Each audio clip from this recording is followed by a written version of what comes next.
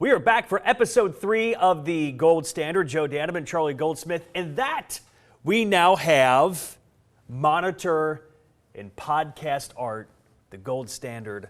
Our thanks to everybody up in our marketing department for taking care of us with that. It makes the show look even better than before.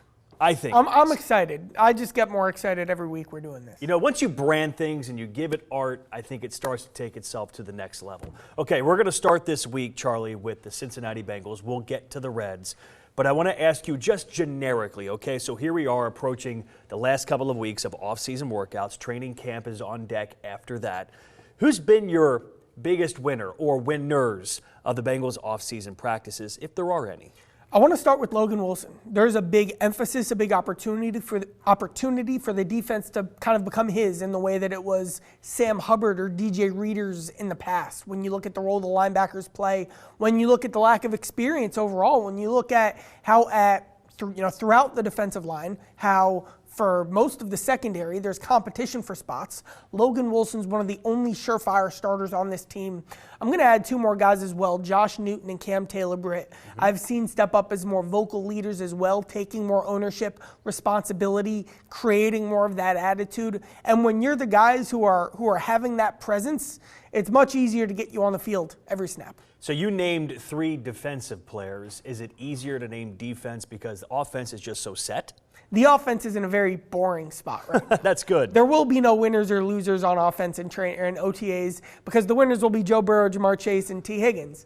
We could mention Dylan Fairchild in there, getting some opportunities at offensive guard. But the story to me on offense, from what I've been told, is continuity, consistency.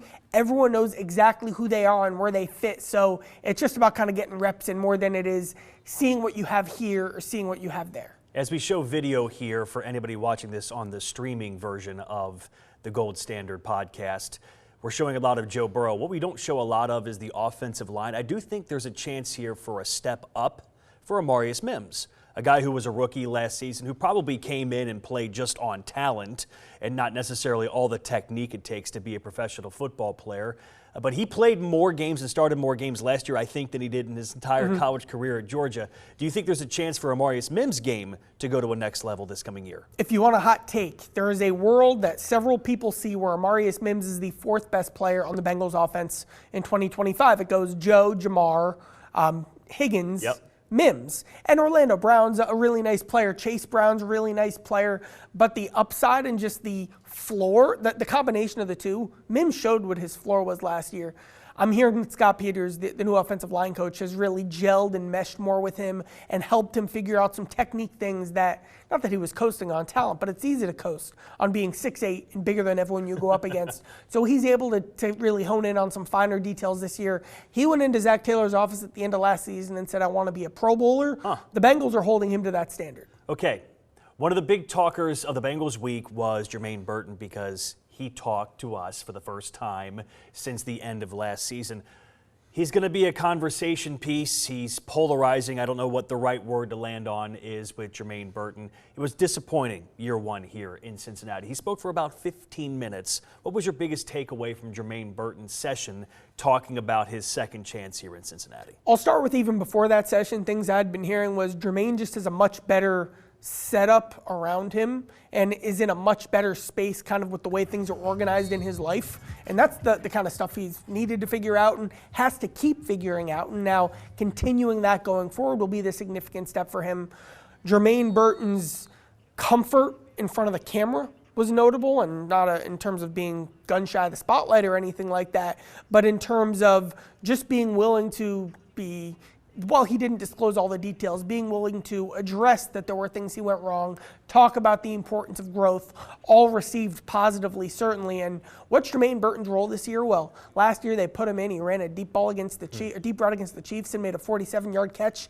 There's a room for that guy on the team, and the Bengals need that kind of tool in the toolbox in the wide receiver room. They still are earmarking a spot for him, and they feel like Burton, for now, is doing the things he should be doing. It's one of those things Marvin Lewis used to always say, I see better than I hear. So I think a lot of Bengals fans are going to fall on that. Let's see it at training camp. Let's see it in the preseason. You think back to last preseason when he was out there against guys that likely weren't going to make teams. He dominated. He was outstanding in the preseason, but then let's see it in the regular season, the every week grind of being a professional. Let's not forget, I'm on camera. Here I am, Zach Taylor hitting the chair, right, when they drafted him. Zach Taylor was super excited about this guy. My one follow-up to Jermaine Burton would be, you talked about his role. Can his role expand? Because the top 3 spots for pass catcher, I would even argue the top 4 when you throw Mike Gesicki in there, are all taken. But it's the NFL. Guys don't play typically all 17 games.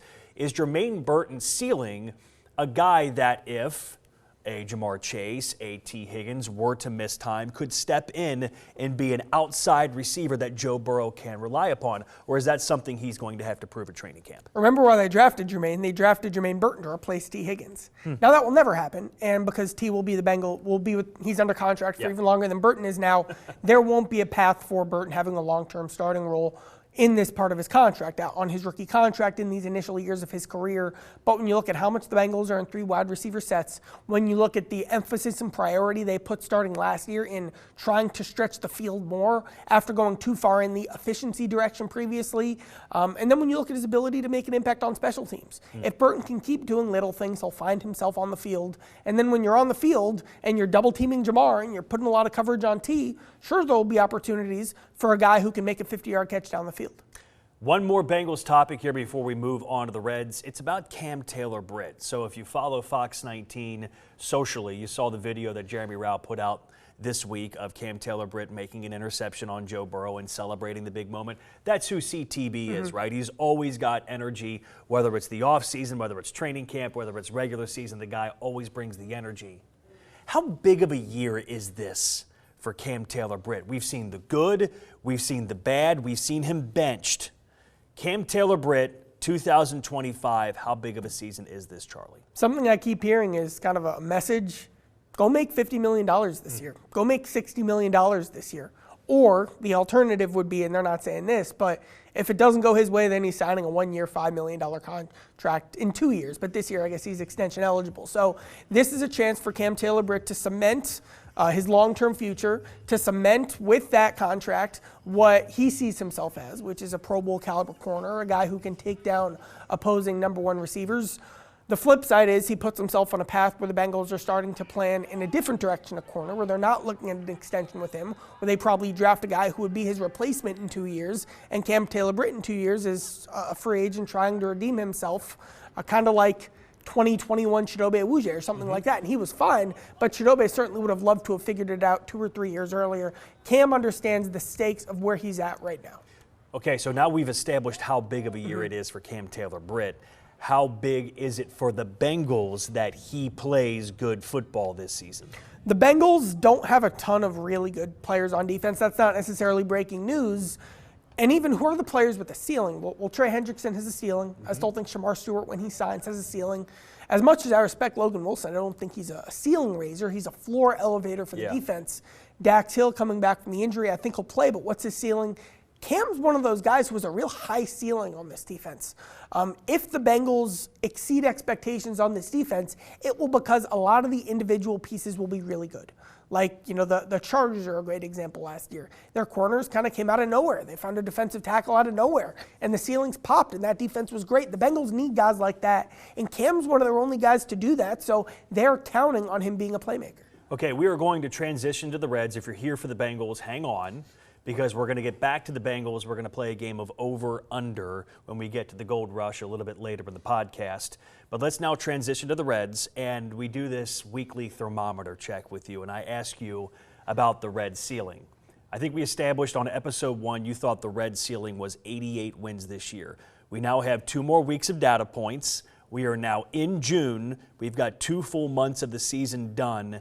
Where's your thermometer on the Reds ceiling this season? It's gone down. I'd say the ceiling maybe is 85 wins. These 2 series against the Cubs and Brewers was the most concerning stretch that the Reds have had this year, specifically because they didn't play that bad, aside from maybe a couple plays. They weren't kicking the ball all over the place. They weren't running into outs consistently. And usually when they've done that, they've been in a pretty good spot. But when you look at, one, the fact that Hunter Green and Austin Hayes have gotten hurt, when you look at the fact that they've been playing, they haven't been beating themselves, but it's just not good enough for the teams they're chasing. Their style and their brand of ball just isn't as good as the Cubs and Brewers. That was kind of the sobering reality that this week was. I think it's sometimes tired to play the blame game, right? That we spin the wheel and see who it falls on. And there's 4 pieces to this, right? There's the ownership group, there's the front office, there's the coaching staff, there's the players. I don't want to do the blame game wheel because I think it's kind of overdone.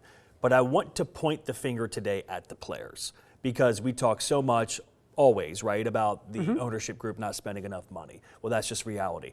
We talk so much about Nick Krall and the decisions he made. And Nick Krall made some moves in the margins that I think helped this team, and we could certainly talk about those.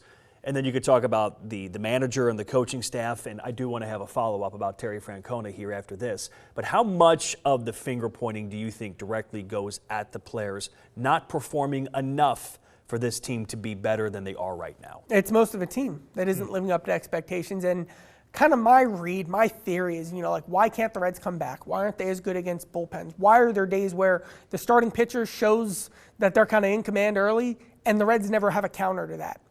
Here's where I'm at with that. Something that they rave about with Austin Hayes is his ability to read pitchers instantaneously and then his ability to communicate what he's seeing to his teammates. Hey, this guy's lining up on the right side of the rubber today, so the sinker's going to play like this, which means we need to do this. I don't think there's enough of that on this year's team. And it's still a bunch of young guys. That's probably a factor in that as well. Part of it is you have to learn it from some more experienced players, which is why they brought in Hayes. But Hayes hasn't been around as consistently. But that step from these young guys kind of is that next step. Being able to adjust to the adjustments in an inning, in a half inning, in a pitch. I think that's why it's been all or nothing with this team, because when the opposing pitcher is on and has that edge, the Reds just haven't countered. So many people, Charlie, have asked me about Terry Francona and you. And I've said this on the radio when I talked to Tony and Austin on Cincy 360. I'll say it again here. I respect Charlie too much for me to put him on the spot and ask him to answer that kind of a question. I'll let you answer this any way you want. What do you think of the mood of Terry Francona that we saw? Because a lot of people told us when Terry Francona got the job, you're going to love him. He's a baseball guy. He's a human being. He's very personable. He seems frustrated. He seems on edge. Kind of give me your take. And I asked you about a thermometer earlier on. What's your thermometer on Terry Francona's mood right now with this team and the way the Reds are playing? He's a guy who's won, and he's a guy who's looking for the right button to press. Moving this guy in the lineup, moving this guy into a more prominent role. And a number of things just haven't worked yet for someone who I think has won that consistently in his career. To not be in that spot is frustrating for him. Now, of course, like you said, we can point the blame finger at everybody. And are there things that Francona and the coaching staff could be doing better to put the players in a better position to make these adjustments, to solidify roles on this team with Francona? Could there be some more flexibility from a lineup construction standpoint? And would that help the Reds on the day-to-day? Sure, there's blame here to go around. With Francona, what I kind of feel is a guy who wants to find that answer but doesn't necessarily have a bunch of options to choose from, so they lose. And I think it's the losing, obviously, the most that's impacting what his, not that his mood's been bad, but anything you've seen in, even on camera during a game where he scratches his head, I think it all comes down to pretty simply is the losing. Who do you think are the 5 best players on this team? That's the thing, because who is this Reds core and how has that changed? Friedel, Ellie, Hunter, but now Hunter's hurt. Hayes. I don't want to leave anyone out. I'm going to go maybe, Abbott. You're right. Thank you for always being the guy that reminds me about Andrew Abbott. They're good. But the problem is that Matt McClain and Spencer Steer were supposed to be on that list. Yep. Nick Lodolo's been fine. He's been supposed to be in the All-Star conversation. Even the bullpen guys, they've been solid, but they've also slipped up now and then. So a lot of guys who should be better, that the Reds counted on being better than they are, haven't been there. And then even more concerning than that is you haven't seen kind of the supporting cast around them. They hope that Blake Dunn could step in at points this season and be a useful replacement everyday type player when someone gets hurt, and that hasn't been the case. They hope that Candelaria or CES could be able to provide some sort of reinforcement wave, and they couldn't, and then they were hurt. No one from the AAA level has stepped up and provided that. I guess except for 1 week of Will Benson since he's taken a step back. Fraley is an under-discussed guy on this team who they need more from, but it's kind of concerning you're not getting it. So, again, when you ask about Francona, that's where the Reds are at. So, I mean, I sense a lot of frustration everywhere within the organization that this team isn't where it thinks it should be. A month from now, we'll be talking about trade deadline, and we don't know where the Reds will be in a month from now. We know the schedule is very difficult the next 30 days leading up to the All-Star break. What do you think the Reds will do at the trade deadline? And I know it's hard to predict right now, buyers or sellers kind of thing, but is there any big name on the team that you would just put in people's mind, put on the radar, that this guy has a chance to be a surprising move if the Reds do decide to move some guys before the trade deadline? I'm going to take this question a different way. Okay. Here, I think, is the conversation that everyone needs to be focusing on. This is, I think, the conversation they're having. 2026 was always pointed to as a year where they wanted to throw more resources in, where they felt like would be the optimal point where the really young guys are still on their pre-arb deals, they're still cheap, you can support them with some bigger names. And then in 2027, could there be a work stoppage? Could there be a lockout in 2027? These are things you hear, so that puts more of an emphasis on 2026. Do the Reds still think they're on track to be what the peak of this year's core is in 2026? Is 2026 going to be able to still be 2012? I think those are the years that they always tied up. If they still think the answer to that is yes, that has a significant impact on what they do at the trade deadline. If they start to question, is 2026, are we going to be there yet? Well, then you have to look at guys like, more years left on their deals, but TJ Friedel, Brady Singer, Gavin Lux, and try to build towards a longer window past 2027. That's the question the Reds have to answer right now. If it is still 2026, well, then Hayes, Martinez, and Pagano on your expiring contracts. But if you're starting to widen the perspective because you're not sure that Steer, McLean, CES, etc., Marte are going to be the core pieces you need to be a 95-win team next year, well, then that impacts your strategy significantly. Are we there yet? I can see like a movie poster. The name of the movie, 2026 Reds, Are We There Yet? Like Nick Kroll's driving, Ellie's in the passenger seat. Who's in the back seat? That's the big question. Yeah. Who else is along for the ride in 2026? One more thought here on the Reds before we transition to the Gold Rush. Is it a slam dunk that Ellie De La Cruz is this team's first half MVP? Or is TJ Friedel in that conversation of being this team's most valuable player? I think so far, what is it today, June 5th? TJ Friedel has impacted this team in a positive way more night in, night out than Ellie De La Cruz has. Now, where Ellie probably still takes the MVP cake is that opposing teams' game plan around Ellie. Sure. They put in pitchers. They use their bullpens. They go through the whole day trying to limit Ellie De La Cruz. So he's still the team, and that fear that he creates still has the most overall impact on these games. But night in, night out, when you focus on the defensive contributions, when you look at the fact that I think TJ Friedel is this team's emotional leader, there are so many parts of what he does, the consistency, the run scoring. The offense has felt like Ellie and Friedel or bust, and Friedel's the one scoring those runs when Ellie drives them in. That makes Friedel the guy who has impacted this team the most in 2025. If we go on wins above replacement WAR, who would you guess leads the team currently in wins above replacement? I looked the other day. It was really, really close. Yeah. So Ellie has had a nice, strong week, though. I'm going to still say Ellie has a slight edge. Now I'm including pitchers. Oh, is it Andrew Abbott? It's Andrew Abbott. Yeah. Andrew Abbott 1, Hunter Green 2, Ellie De La Cruz 3, Nick Lodolo 4. Underrated season.